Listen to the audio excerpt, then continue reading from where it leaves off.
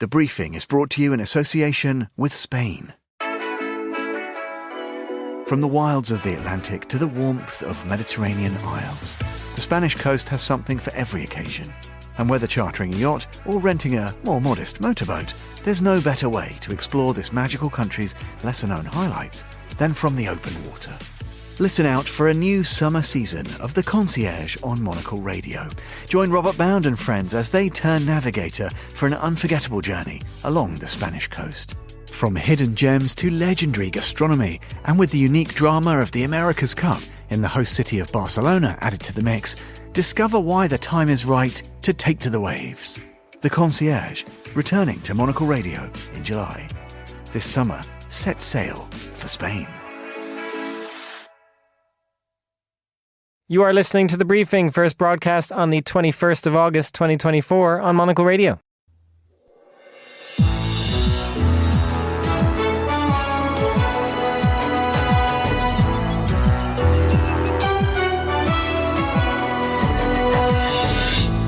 Hello and welcome to The Briefing, live from Studio One here at Midori House in London. I'm Chris Chermak. Coming up on today's program, the Obamas offer Democrats a glimpse of their glory days, but can the Democrats really revive the hope and change of the past?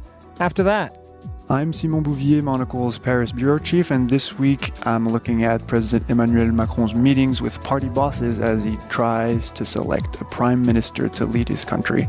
Great to have Simon on board, and after that we'll have a check-in with Monocle's fashion director, Natalie Theodosi. Natalie, what do you have for us? So we're going to speak about the executive changes at Estée Lauder.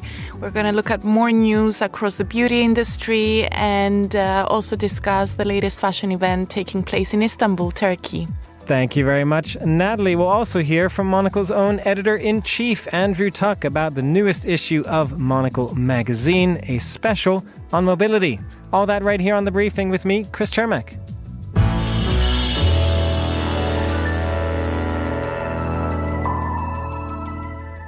If day one of the Democratic National Convention in Chicago was about passing the torch from Joe Biden and Hillary Clinton to Kamala Harris, Day 2 saw the DNC trying to recapture some of that 2008 magic with speeches from Barack Obama, the last two-term president of the United States and still something of a rock star in the party, along with his wife, Michelle Obama.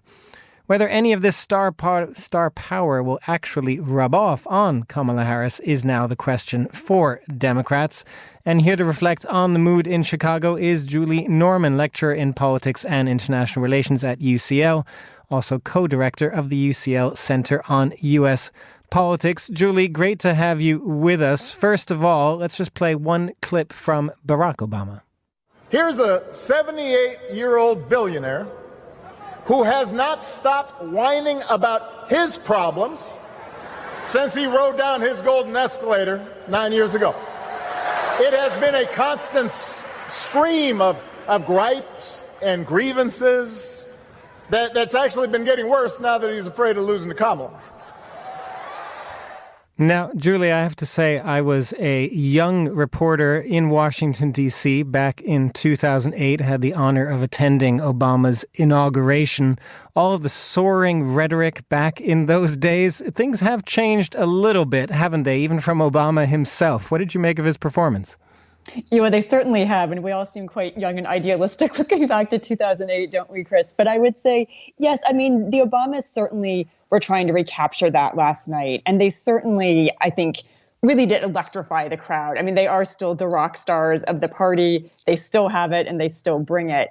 All that said, times have changed, and Harris is just simply a different candidate than Obama was. Her messaging is different. Her policies are different. And as much as I think Democrats would like to recapture that 2008 spirit, it's not going to be automatic. And there's going to be a lot of ups and downs. And Harris is going to have to find her own way, I think, in these next 2 months, even as electrifying as Obama's speech was yesterday.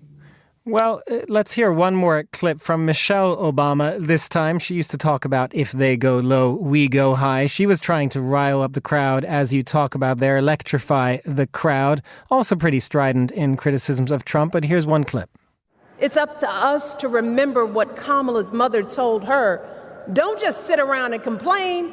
do something. So if they lie about her, and they will, we've got to do something. If we see a bad poll, and we will, we got to put down that phone and do something. If we start feeling tired, if we start feeling that dread creeping back in, we got to pick ourselves up, throw water on our face, and what? Julie, I think the point from a clip like that is about the energy, isn't it? This is what has changed over the last 4 weeks. There is an energy in the Democratic Party. They all want to do something, which maybe they didn't want to do when Joe Biden was their candidate. Do you expect that to last? Well, I think that's the big question, Chris. I mean, I will say I was in the U.S. just through last week, and compared to how my last visit in the spring had been, a very different mood among Democrats. What had been very grim and glum is definitely much more motivated, much more optimistic, much more willing to, as Michelle Obama said, actually do something for the campaign instead of just kind of begrudgingly going to the polls in November. And so I do think some of that momentum will continue. But we also shouldn't be naive that this has been a honeymoon period for Harris. She, came in essentially a month ago, has gotten the bump from that, is getting the bump from the convention. But it's going to be hard, I think, to sustain that at this level, at least, through November. And there's going to have to be policy clarifications. There's going to be some, again, ups and downs in the road. And it's really going to be up to everyday Democrats, up to the party to still rally behind her if they want to win this race in November. I would just add the other thing I think the Obamas tried to emphasize is this is still a tight race. Even with this energy of Democrats, this is not by any means locked up. And the party and, the electorate still has to do the work. Well, and Julie, one other aspect of this that might throw a wrench into the works was, of course, the protests, pro-Palestinian protests. They weren't maybe as big as might have been expected or haven't been so far in Chicago. Bernie Sanders was among those who actually addressed the Palestinians in his own speech yesterday. Do you get the feeling that Democrats have kind of acknowledged Gaza enough during this convention? I think they're trying to nod to it and say to the protesters, we see you, we hear you. Whether that's enough or not, I think is yet to be seen. There's some sense that Kamala comes off as slightly more empathetic than, say, Biden did towards Palestinians, towards Gaza. But at the end of the day, I don't really see any big policy shifts coming. And that's really what the protesters have been, we hear are pushing for some kind of arms embargo, for some kind of meaningful policy change. I don't see Kamala committing to that. And it'll be, kind of seen as we go into the fall, how much the protests pick up again, especially as students come back to campuses. Well, we will see what Kamala Harris herself addresses on Thursday night. Her Vice President, Tim Walz, tonight at the DNC. We'll have plenty more on that from Monocle Radio. Julie Norman, thank you very much. And beyond the staging and showmanship of the Democrats' convention in Chicago, serious conversations are underway behind the scenes about the party's future direction as Vice President Kamala Harris seizes its reins.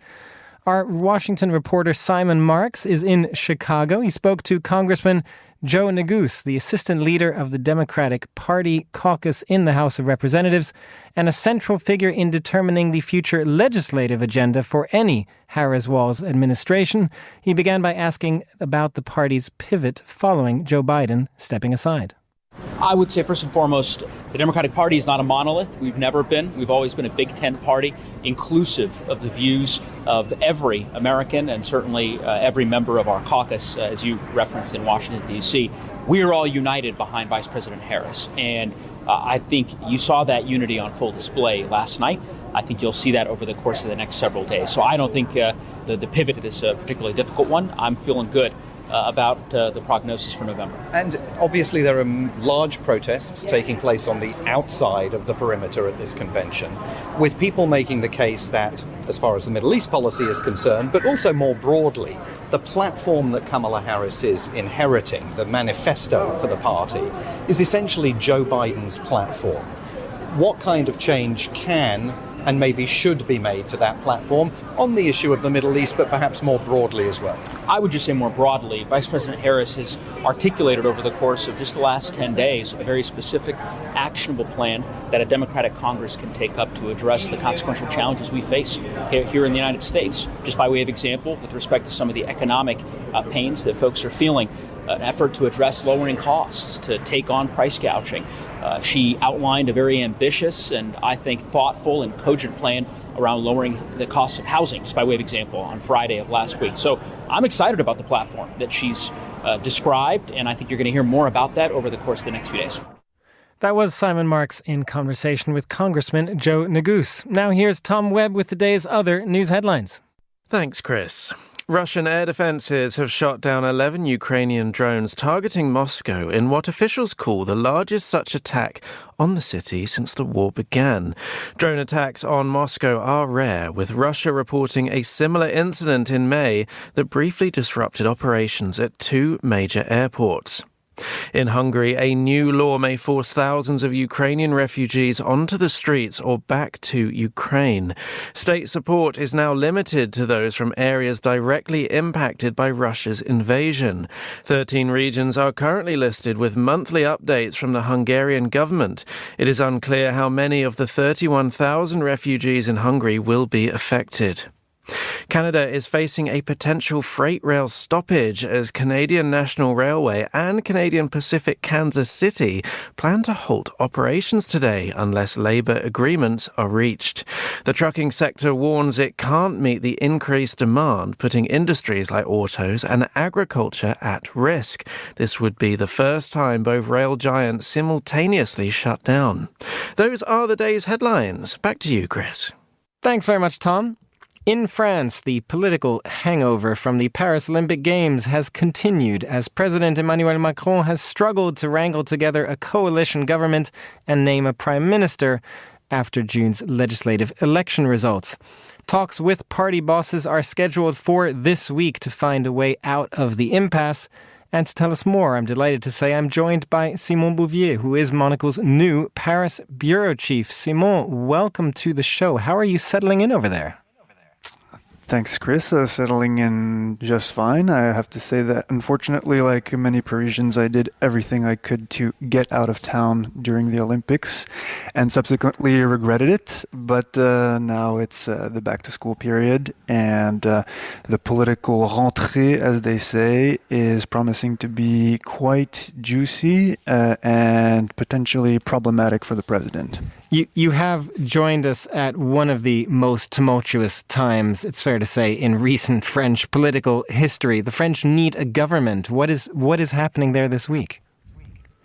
Well, essentially, we're in uncharted political waters for France because after the president called a surprise snap election following dismal European election results that saw a resurgent far-right score higher than ever, he essentially called their bluff. They told him after the European election results, you should call snap elections, and he said, fine, let's do that, which very few people expected.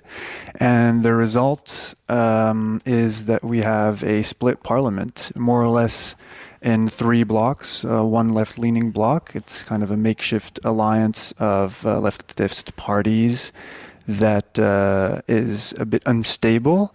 Then there's the president's allies in the center, and then there is a pretty sizable far-right contingent making out the final third. So he now must select a prime minister to lead a government that is going to have to be made up of some combination of the people who sit in this parliament.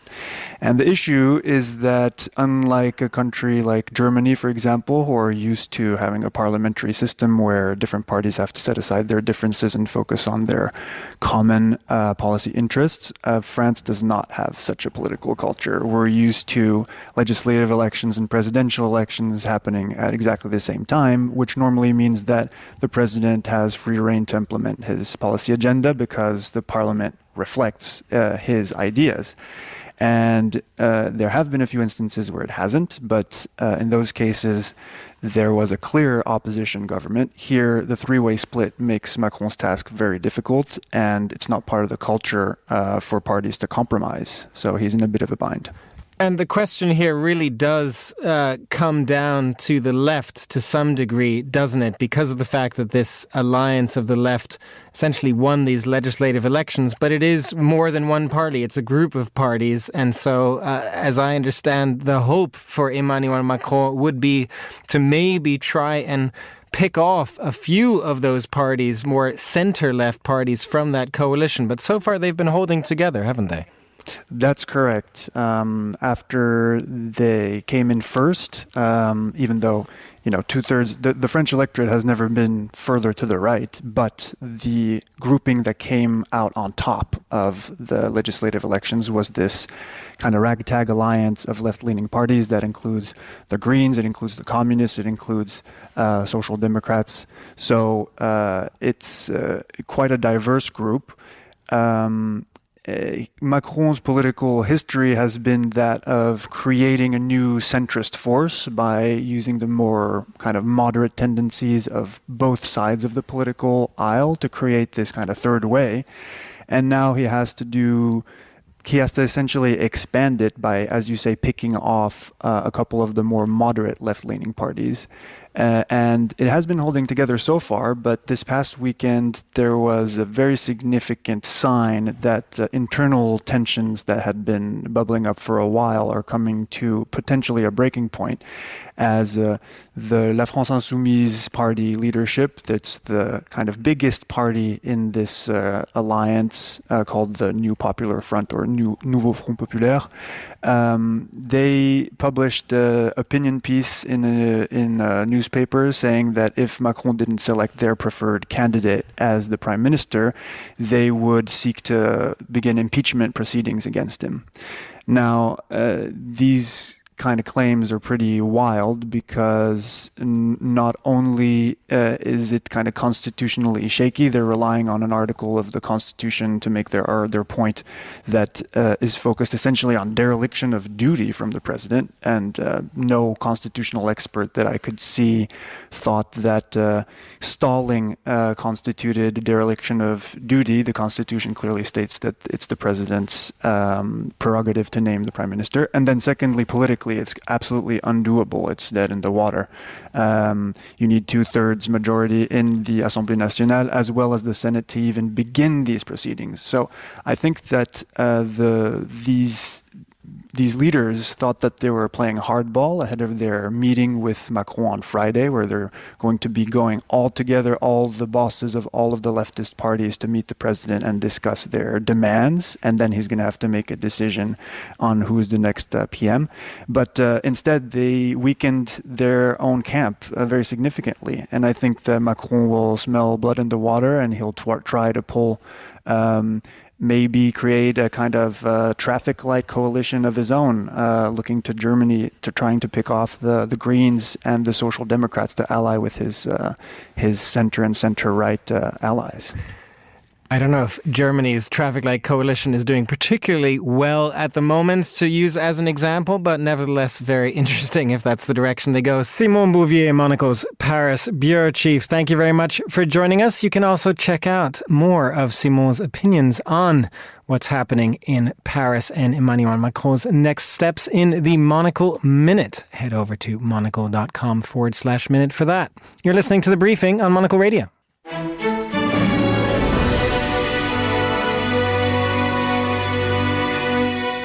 You are back with The Briefing on Monocle Radio. I'm Chris Chermak, and it's time now for a roundup of fashion news. And for that, I am joined right here in the studio by Natalie Theodosi, Monocle's fashion director. Good afternoon, Natalie. Good afternoon. We are going to start with a bunch of changes coming for Estée Lauder. Their CEO is retiring after a long time. How are they going about figuring out who will take his place?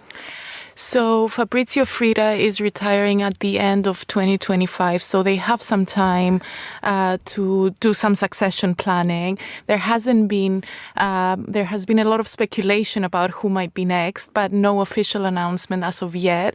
I think it's quite interesting that the time that the retirement is coming, because it's just 2 months after the CFO, Tracy Thomas Travis, also stepped down. And it was a time where there's a lot of tension within the company, a lot of change, layoffs.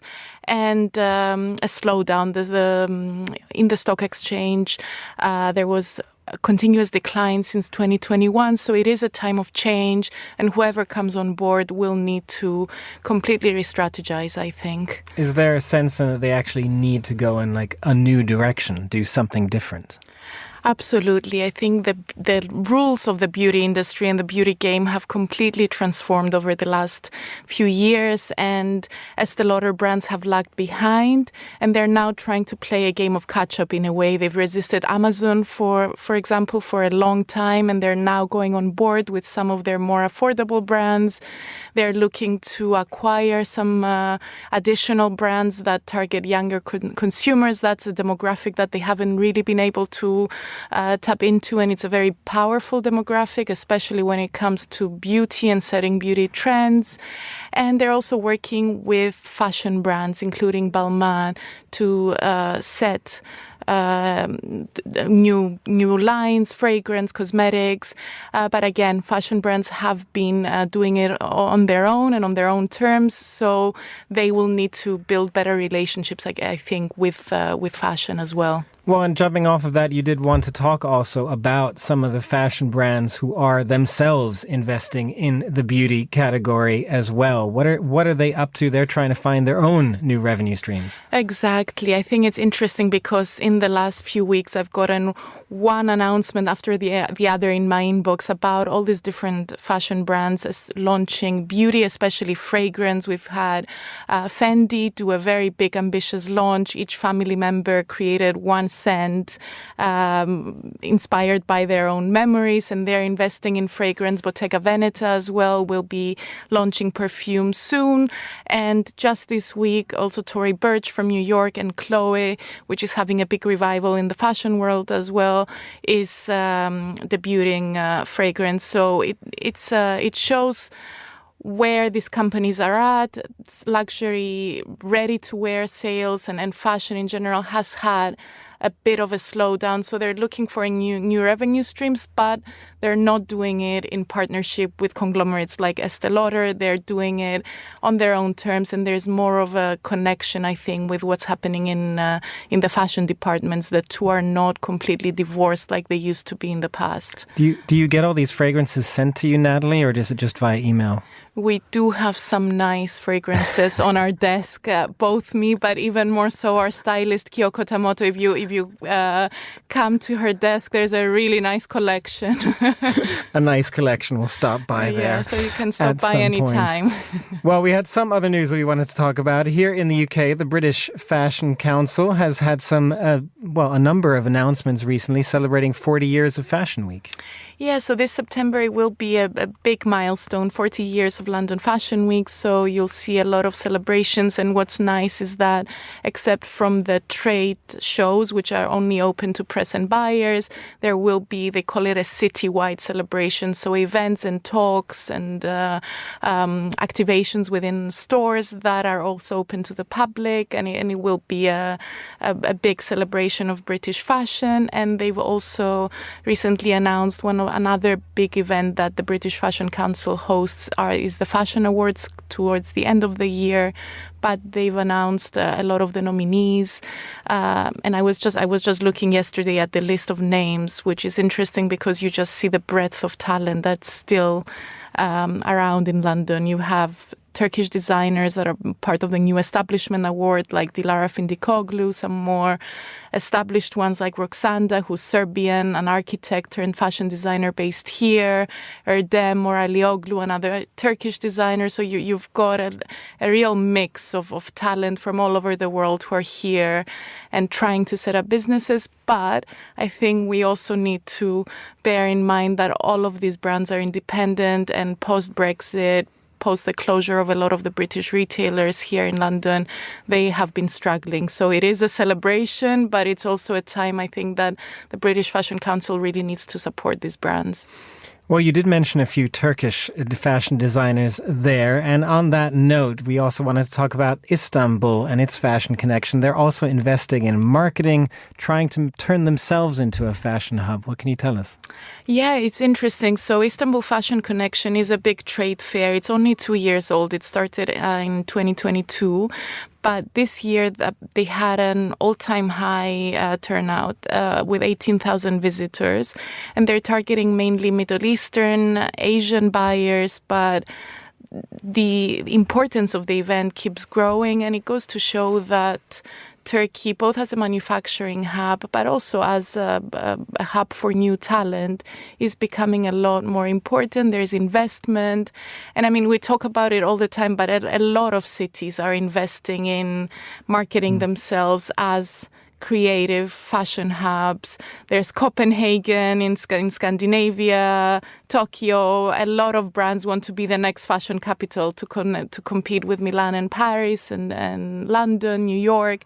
I think Istanbul is really an interesting place to watch, especially because of the quality of their manufacturing and all they have to offer. So they might have what it takes to break through? I think so. I think it's always a race and it always changes. London has been lagging behind, so there is a slot and there are a lot of cities that could take it. There is an opening there. Natalie Theodosi, thank you very much for joining us. You're listening to The Briefing on Monocle Radio.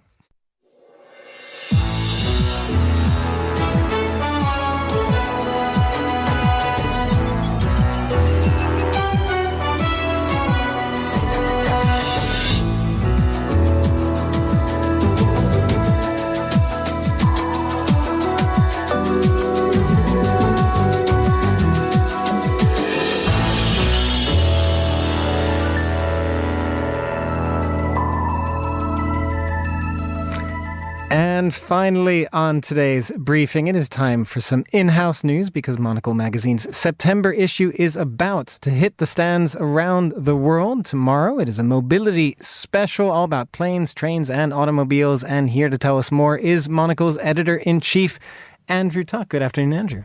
Good afternoon. Before we do that, can I just say, you're very good at the fashion chat.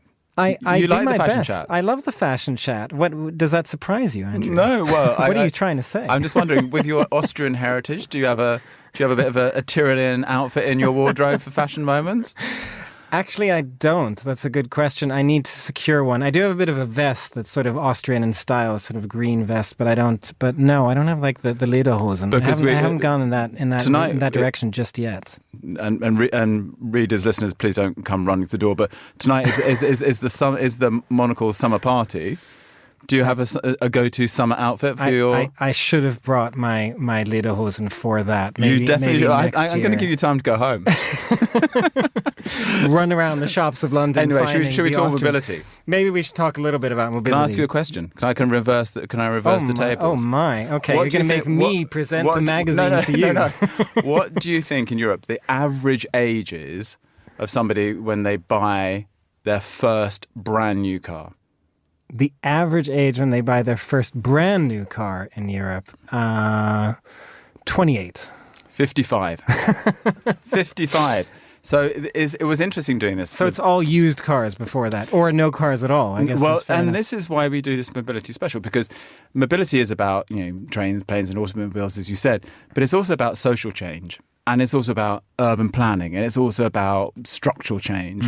And one of the big things that came up was, when we started talking to car manufacturers, was that they were saying, this is the opportunity that the Chinese are seeing with like dropping the prices for cars and coming into these markets. Because actually, when a new car starts like 40 grand, which isn't that surprising, whether that's in euros or in pounds, people just can't afford them. So mobility is changing. So this issue, we're looking at how there's still the continued move to bicycles, how cars are shrinking, and people like it because you can't find anywhere to park in a city these days. And so if you're going to have a car, why not get something not much bigger than a hairdryer and scoot around town on that? When it is also that combination then of price, but also the fact of it being smaller means you can actually park it more easily. Yeah, and Ed Stocker did a great story in this issue. We were wondering what would be the equivalent of a modern Detroit in Europe, and we sent him all the way to Romania because in Romania, where Dacia cars are made, there's a town there which is now the kind of the equivalent of a Detroit Mioveni, and he went there and looked at how this town has been taken over by car manufacturing. It's a communist era brand that got changed and bought up and is now part of a conglomerate. But again, affordable mobility, whatever you need, whether that's a bus, a train, a bicycle, all these things were coming into play. Well, and when you talk about also the structural changes that are needed, I did want to pick out a particular story that I'm personally interested in, which was Brussels, because Alexis Self visited Brussels. I was surprised. I grew up in Brussels, spent about 10 years of my life there, and was surprised on my recent trips there to find that the entire city centre has now been pedestrianized. And it's an interesting story in Monocle because it kind of gets at the nuance of this. There are challenges there too. It's not always smooth sailing, is it, when we try to change our cities into something that doesn't necessarily want the car front and center? Well, it's been fascinating. It's taken almost a year for this story to come about. Pascal Smet, who was in charge of the policy of moving to a more urban mobility solution that's based around bicycles and walking. A year ago, he invited us to go and see the city, and we've been thinking about how to do the story. But it became even more interesting because they had elections recently, and actually many of the people who have been proponents and backers for this move got thrown out because parties on the left and right played the card of, look, this policy isn't for you, and you're being denied access to your car, or you're just not being considered enough as this process takes place. So it's been very contentious in Brussels. But the strange thing is, I think once it happens, it's hard to go back. You go now to Brussels, and I was shown pictures of streets which had been rammed with traffic just a couple of years ago. Now look at them. They're kind of like glorious boulevards where people are wandering around. Nobody then wants to go back. But actually, getting the process started, people feel they feel set upon. And when people don't have a lot of money, and when people feel that the last couple of years have been tough economically, when you start saying to people, I'm sorry, but where you park your car is now going to vanish. We're going to make that into a nice garden. Actually, people don't like it, and they want it explained to them, and they want to understand what the benefit for them and their kids are. Mm. So it's been a fascinating process. But let's just say, Lex Self, I think he almost wanted to move to Brussels afterwards. And so he was enamoured. It does really add something to the capital. He was enamoured about the place. Yeah. But you weren't so keen when you were there? No, I was. That's what I mean. I was surprised. I had not realised. I remember the days where those boulevards were full of cars, and it completely transformed the city centre. So as a visitor, it was absolutely interesting to see these boulevards opened up to pedestrians, but I can imagine what that might have created for the local residents who then have no space for their cars. And fascinating because, this city that we know as the city of the EU oddly denied the right to have a kind of a characteristic, a charm of its own. Mm. It was messed up in all these kind of processes to put in huge kind of infrastructure for cars after the Second World War. They stripped out the ability to walk everywhere. And now suddenly it's back as this rather pleasant city and a bit of a secret. You want to guess when the Belgians first got driver's licenses? Oh, this is quiz day, isn't it? When the Belgians first got driving licenses. Yes. Oh my gosh! So I'm guessing late. A decade. 60s. 70s. It took that long. So I presume they were driving, but they just didn't need a license. They were driving, but they didn't need license. They didn't need to do a test. Nothing like that. Oh my God! So yeah, one other before we go, a favorite train or plane story from the magazine. Well, we also did a little bit on the world of bicycles, and and this did kind of throw up a challenge in a way because we did a company called Canyon who put together amazing bicycles in Germany. They have an amazing plant there. But what's fascinating is not just for them, but for all these bike companies, the way that the industry has gone is that all the parts these days are made in Taiwan. So they're then shipped to Europe. Maybe you're making one or two things here, maybe the frames put together here, but on the whole, the gears and everything come from Taiwan. They come to Europe, they're assembled into bicycles, and lo and behold, what happens to the bicycles? They get shipped back to Asia. Mm. So it's like when we think about how environmentally cool it is to be on a bicycle and we're all doing good for the planet, there's also something that needs to change here. There needs to be some onshoring, reshoring of these skill sets, because at the moment, it's not, oddly, the most environmentally wise product in the way it's put together. These lengthy supply chains. Yeah, back and forth. And I think that there needs to be a bit of a focus on more European bike brands. And we did pick up on this, a very nice cargo bike company that's called Flink, which is in Switzerland. And it's a Swiss-made and manufactured by a company that's for cargo bikes. And it's cool. I think we need to, all these countries, as they think about being a bit more environmental, whether it's it's Austria or Switzerland or England, they need to think about just doing everything a little bit better, making the processes a bit more sound for the environment. Planes, trains, automobiles, and bikes. Thank you very much, Andrew. That was Monocle's editor-in-chief, Andrew Tuck. And that's all the time we have for this edition of The Briefing. It was produced by Laura Kramer. Our researcher was Gunnar Grunlid, and our studio manager was Lily Austin. The Briefing is back tomorrow at the same time. I'm Chris Chermak. Goodbye, and thanks for listening.